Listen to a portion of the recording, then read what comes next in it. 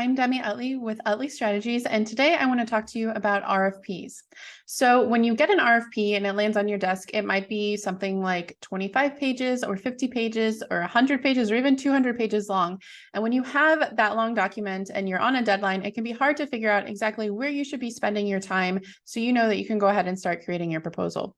So today I want to share with you the most important section in the RFP that will help you to figure out what you should be doing in your proposal and make sure that you're spending your time in the right areas. So let's go ahead and take a look. So when you're reading through an RFP, the most important section to look out for is the evaluation criteria. Yes, of course, the deadlines are important, the solution-specific questions, all of those forms and legal questions, of course, all of those are really important and you have to address those.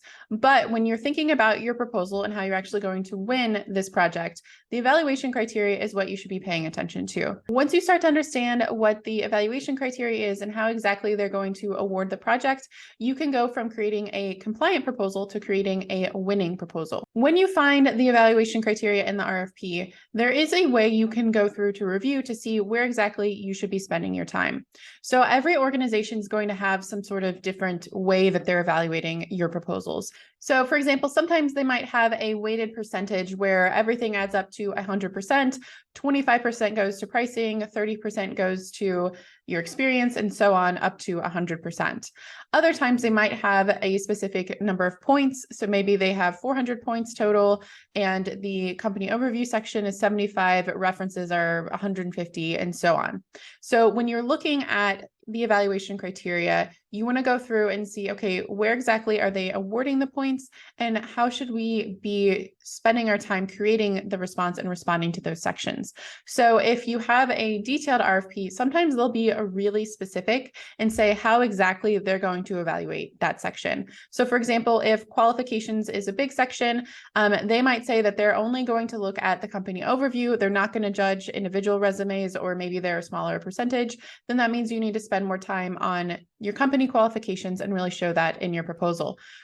Another example of that might be maybe they're really looking at those individual resumes because it's a service project and those are going to be the people on site. So they want to make sure they have the best possible people on the project. So that means that you would change how you would approach this proposal and maybe focus more on creating those resumes and really showing why that's the best fit for this project.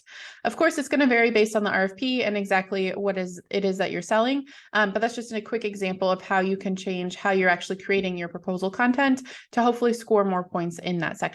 The evaluation criteria will also help you to start to set priorities for creating your proposal. So by that, I mean, sometimes there will be cases where they have the evaluation criteria and then they have a few other sections maybe that aren't scored, or they might be pass fail. So in those cases, if it's pass fail, or even if it's not scored, then just make sure that you submit something so that you're compliant and you pass that section. You don't need to spend all of your time going back and tweaking that section because it's not being scored.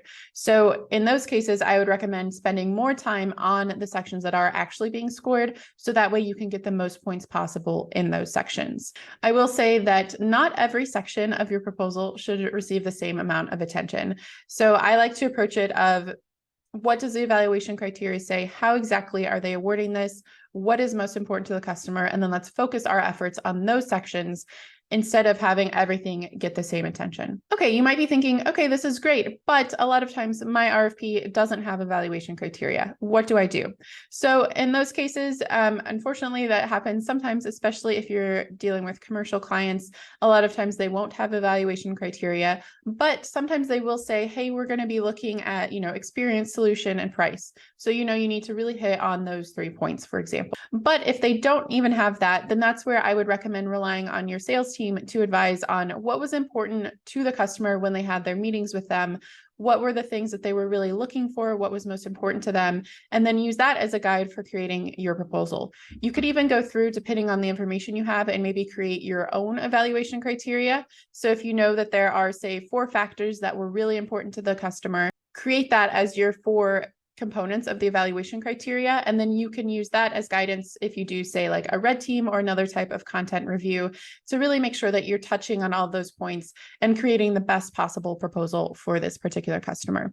So whether the scoring method is listed or not, just remember that they do have a set of factors that they're going to be using to actually evaluate your proposal. So make sure that you have as much customer insight as possible so you can create a proposal that really aligns with what it is that they're looking for. Okay, so that's a quick introduction to the evaluation criteria and how you can use it to score more points when responding to RFPs. If you want to learn how to put all this into practice, into your actual content, make sure you check out the free training on the 6 key strategies to write winning proposals, which is linked to below this video. I'll be sharing more tips and tricks in future videos, so make sure you subscribe, and I'll see you next time.